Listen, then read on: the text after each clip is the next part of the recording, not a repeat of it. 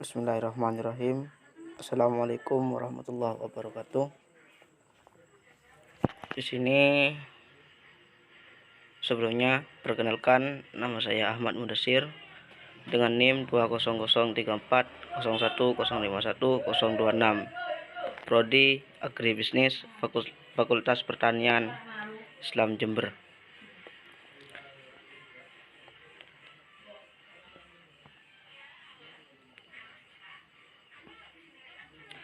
Di sini saya akan menjelaskan mengapa harus pertanian berkelanjutan, yaitu ada 4 kecenderungan positif yang mendorong sistem budidaya harus berkelanjutan, yaitu perubahan sikap pertanian, permintaan produk organik, keterkaitan pertanian dan konsumen, dan perubahan kebijakan.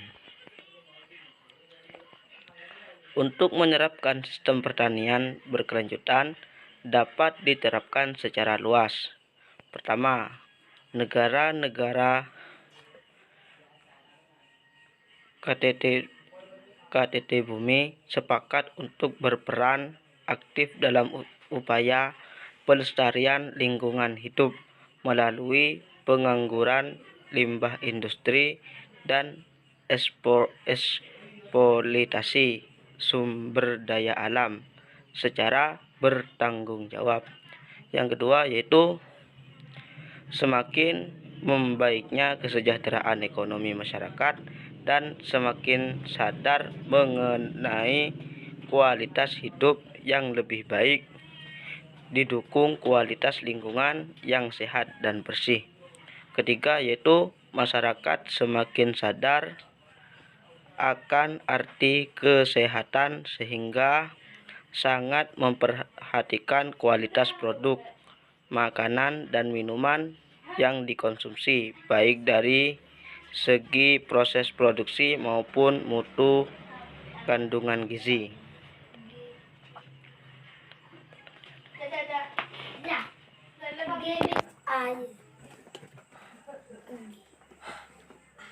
GBH H.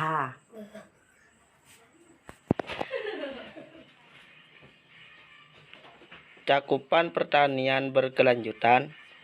Yang pertama, dimensi waktu jangka panjang. 2. Dimensi sosial ekonomi kemasyarakatan. 3. Dimensi usaha ekonomi.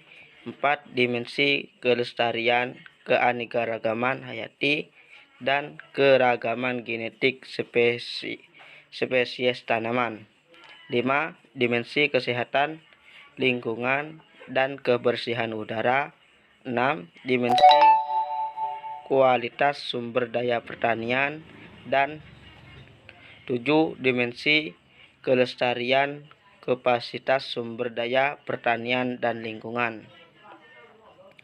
Tujuan pertanian berkelanjutan yaitu membangun pertanian berlandaskan pada ideologi kedaulatan dengan nasional bertumpu pada 5 landasan utama ideologi nasional Pancasila, yaitu 1. Kedaulatan pangan yang berlandaskan pada moral dan spiritual kebangsaan, yaitu ketuhanan yang Maha Esa.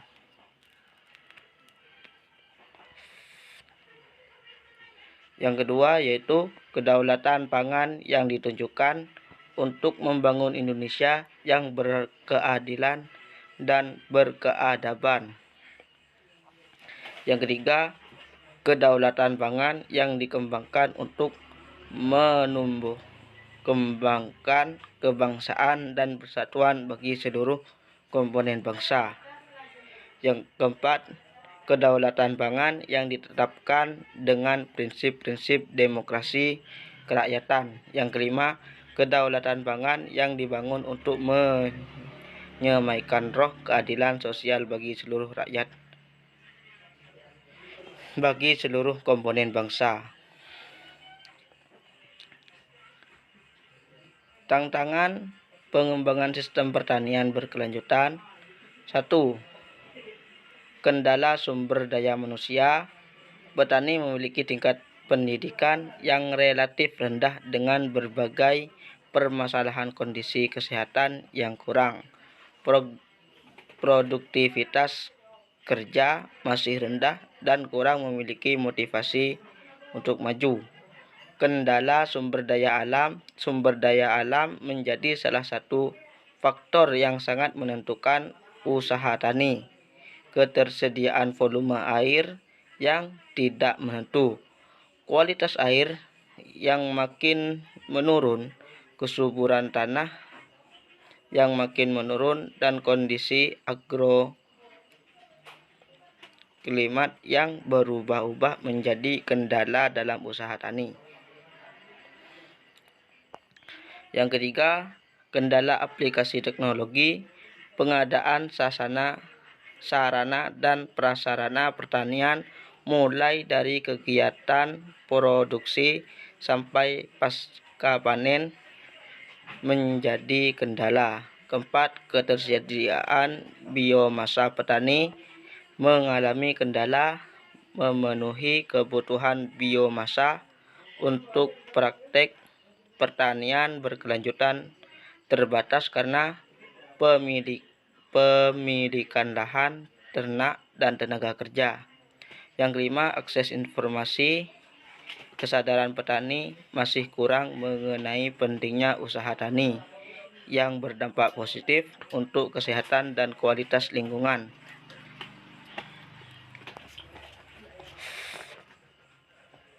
Karena informasi pertanian berkelanjutan yang masih terbatas. Yang terakhir yaitu kendala kelembagaan. Peran kelembagaan dalam penyuluh masih kurang sehingga adopsi dari praktek pertanian berkelanjutan masih kurang.